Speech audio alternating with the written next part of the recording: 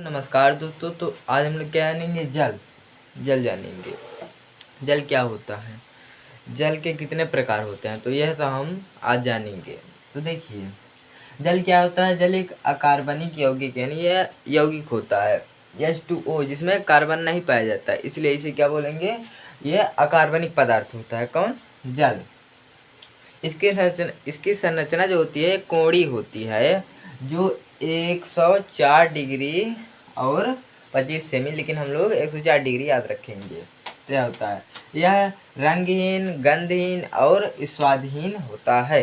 कौन? जल। और इसका घनत्व 4 डिग्री सेल्सियस तक होता है। 4 डिग्री से ज़्यादा तापमान चला जाता है।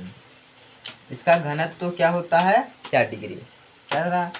अब देखेंगे हम लोग, इसका जो घनत्व अणुभार होता है वो 18 होता है, और इसे भारी जल से जब तुलना करेंगे तो वो अणुभार 20 हो जाता है। क्या है? तो सबसे इम्पोर्टेंट बात, जल कितने प्रकार का होता है। हाँ, तो जल हमारा जो होता है 4 प्रकार का होता है। तो देखते हैं। पहला नंबर आसूत जल यानी डिस्टिल्ड वाटर, और मृदु जल यानी सॉफ्ट वाटर, और क्या कहते हैं, कठोर जल यानी हार्ड वाटर, और भारी जल यानी हैवी वाटर।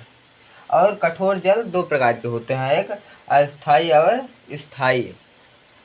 तो चलिए पहले इसका एक स्क्रीनशॉट ले लीजिए, फिर उसके बाद समझ में आया